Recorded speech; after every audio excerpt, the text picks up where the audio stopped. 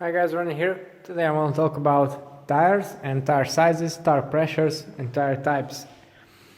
So nowadays we can hear quite often the phrase that why the tires are faster. And to be honest, it pisses me off a bit because it's not an absolute truth, you know. There's much more into it than tire size and rolling resistance. And sometimes, or actually very often, this phrase is taken out of context, and then the end user is quite confused. So why the tires were faster and that was it, then we would be all riding 5-inch fat bike tires in every discipline. But I'm sure you know that's not the case. So what do you need to consider when choosing your tire width? So the first thing is the wheel and rim type you have, and because this is what's going to affect aerodynamics most and also the tire stability. Then you also need to consider the surface you're riding on and how rough it is. And secondly, we want to consider the individual design of the tire as well. So first, let me start with how the width affects the aerodynamics of the tire. So right here I have a quite old school setup. This is a narrow 24mm internal Vision Metron tri-spoke tubular wheel. Now if I were to adhere to the advice that is now standard, I would have slapped 28-30mm Hell of the North tubular on there or something like that, because wider is faster.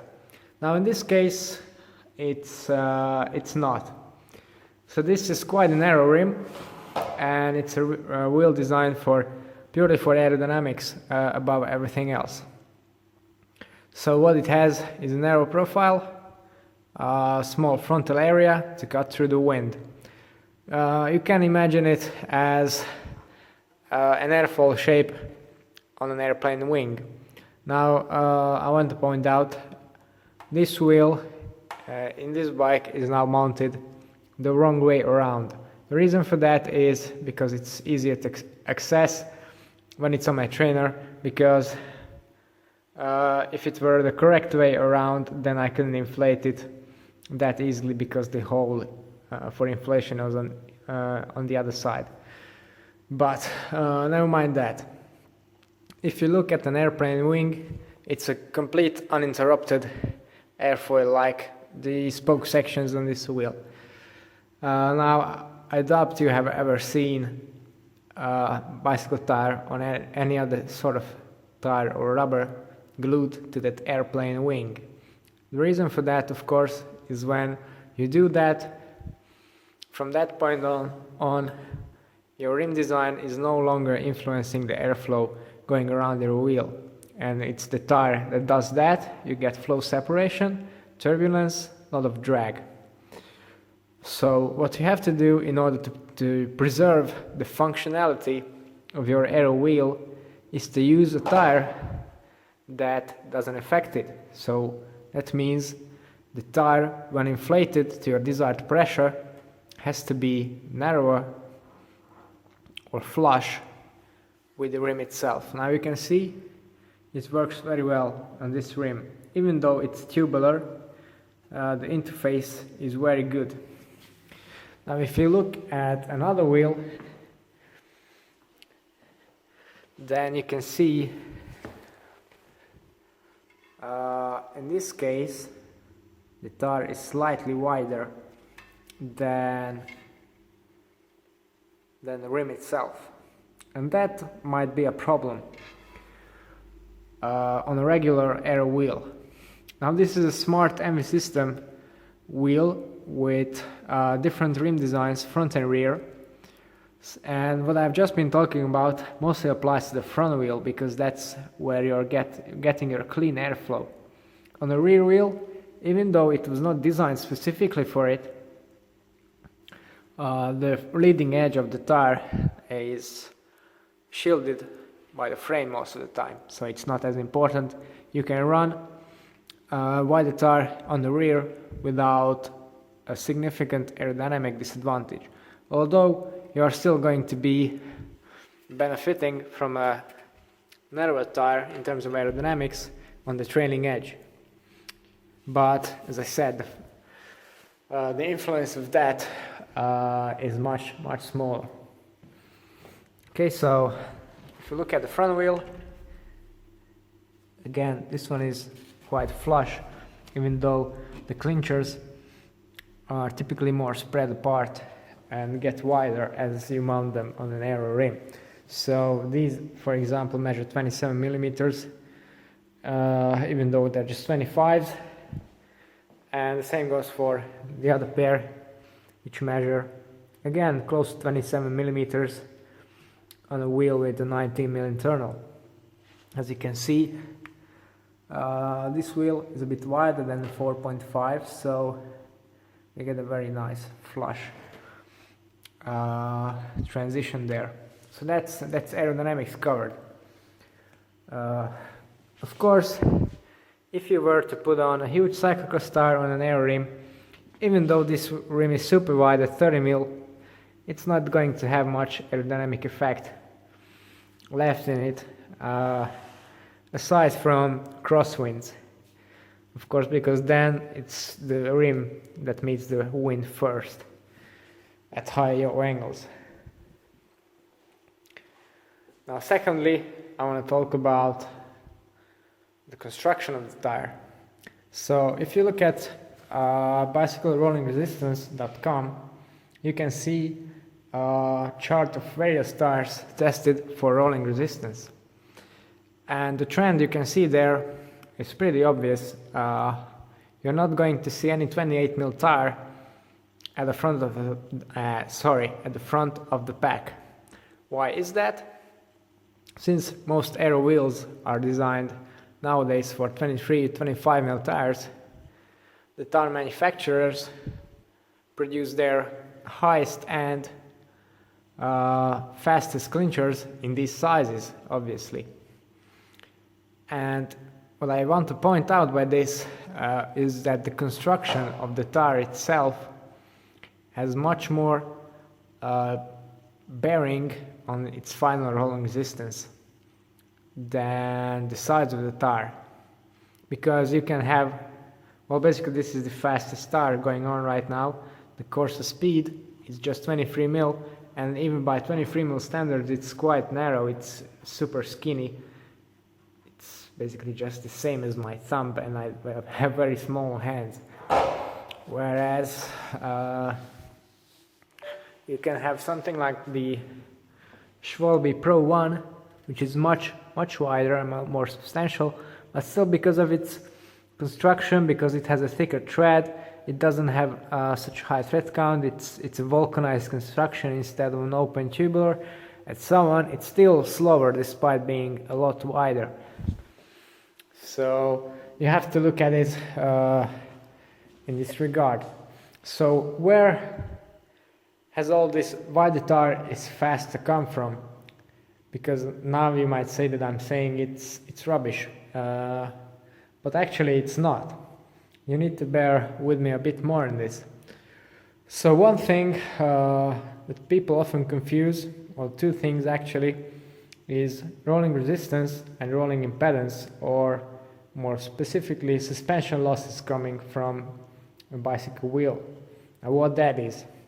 Now, since we're talking about bikes that are not suspended in any way, apart from the tire, basically the tire you have as a contact patch is also your suspension, front and rear. Now, if you've watched motorsport a bit, then you might know that a racing car or a racing motorcycle that doesn't have its suspension set up correctly just doesn't work. It won't go around any track too fast.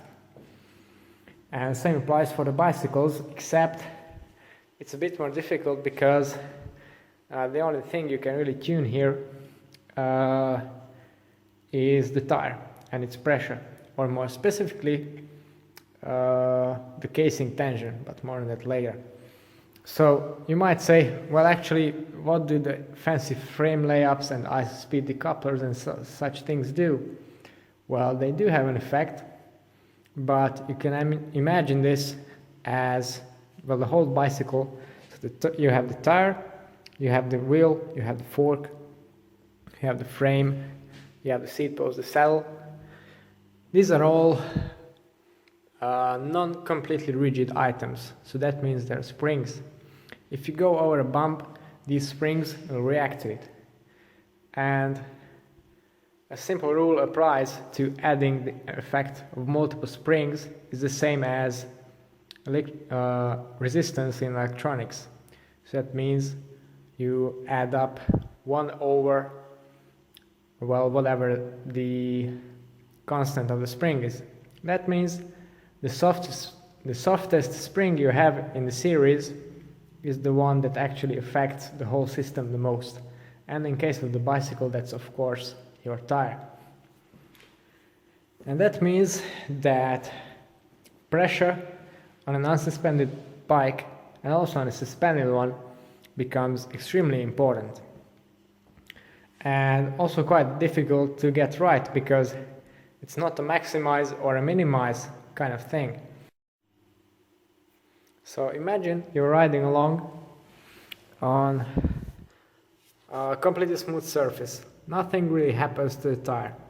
Then, as soon as you approach a bump, and if your tire were completely rigid and the whole system will be completely rigid, this bump would lift your whole system by, well, basically the amount of its height.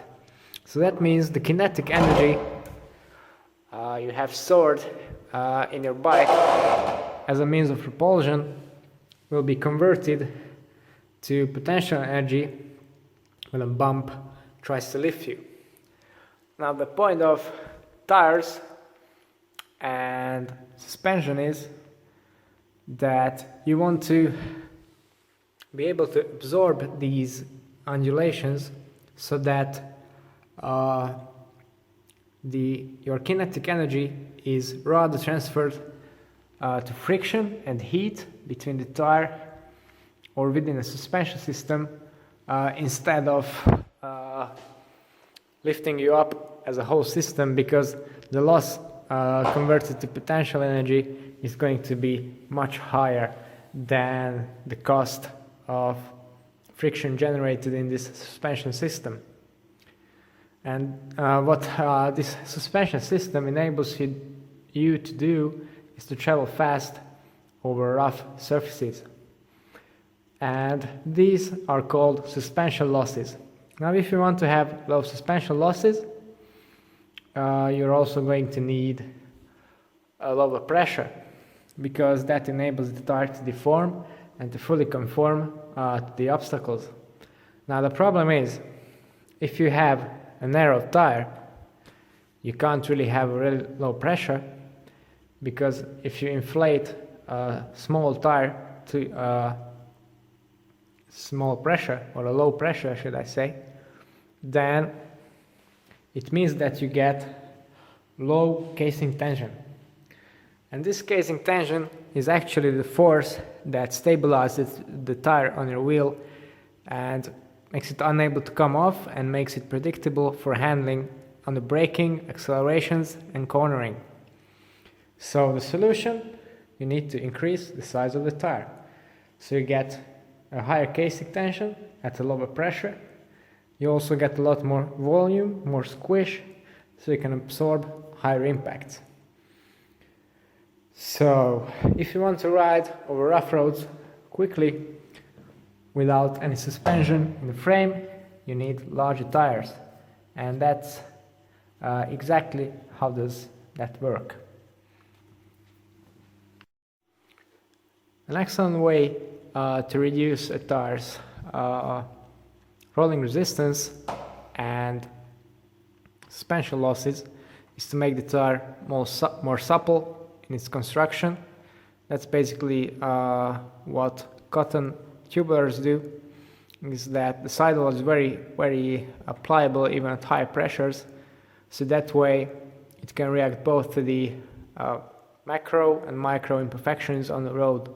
This is basically summed up what rolling resistance and suspension losses are. The way your tire reacts to the micro imperfections is rolling resistance, and the way it reacts to the larger obstacles or undulations is, or our suspension losses or rolling impedance.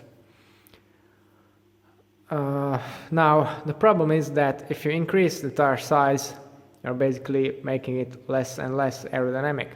So how do you go over that? Well, again, this is not a maximize or minimize solution, as some media might suggest. You need to consider what type of riding you do and which one of these three elements is going to be most crucial in your case. So if you want to ride at 50 km per hour on a time trial bike, then it's probably the order of importance is going to be aerodynamics. Secondly, it's going to be rolling resistance, and thirdly, it's going to be suspension losses, since time trial courses are mostly smooth and not very technical. On the other hand, if you want to ride cyclocross, then your first area for concern is going to be minimizing suspension losses, minimizing rolling resistance. Secondly, also maximizing grip, so it kind of goes hand in hand, and aerodynamics are not going to be very important at all. Okay, now this might have sounded like a very complicated thing, and indeed it was quite a lot of information, but still there are a couple of rules of thumb that you can actually follow and have worked very well for me. So the first thing is you need to decide what type of wheels you're on. So if you're running aero wheels, your optimum tire choice is going to be dependent on the width of the rim or the aero section. And then secondly, your choice is going to be affected by the construction of the tire. So either tubular. With tubulars it's very easy, because if you have a 23 mm tubular, it's going to be 23 mm wide when inflated to the maximum pressure, usually. With clinchers it's a bit more tricky to get right, because the tire width is going to vary by quite a margin depending on the internal bead width of the wheel and the pressure. Then throw in tubeless tires in the mix. So if you look at the constructions, tubular by nature is going to have the highest rolling resistance, all things created equal. That's because friction is generated between the base tape and the glue, and then as the whole casing encapsulates the inner tube, you can get a lot more area for friction, and of course that adds up. With a clincher you don't get the tube, you don't get the glue, and the tube has less contact with the casing because it only goes to the beads, so that lowers the friction a bit. And with tubeless systems you have no tube at all, so no friction, no glue. You do get a bit of sealant, so that creates a bit of friction, but not as much as these other things. So all things created equal, tubeless tire is going to be the fastest. So stick for that if you have a tubeless wheel, of course, because it's a great thing to have most of the time, should I add. If you don't have aero wheels, then it's a very simple thing. It just doesn't matter, because you have no deep section to cover from the wind.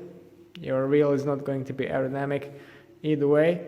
So if you want to be fast, still care about rolling resistance, then choose a tire with construction that's fast, light, pliable. And if you want to ride over rougher surfaces, you're you're going to need a tire that provides more suspension, so you're better off with a wider tire, as for example on a cyclocross bike or a gravel bike, 30mm tires, 28mm tires, softer pressures, etc. And finally, talking about pressures, you will need to find your optimum pressure. Again, a great rule of thumb, it's better to have a slightly lower pressure, because a lower pressure than optimum is going to be better still than a higher pressure than optimum, until you find that optimum, of course, because that's going to be the best, but it varies greatly by rider weight and the terrain. So this is pretty much it. Now, if you have any questions regarding this topic, feel free to leave them in the comments down below. I will be glad to help you if I can, of course, because I'm no know-it-all. And if you'd like to see more about my bike setups for each individual discipline, then don't forget to tune into my channel and subscribe. It's all for today. Thanks for watching and see you next time.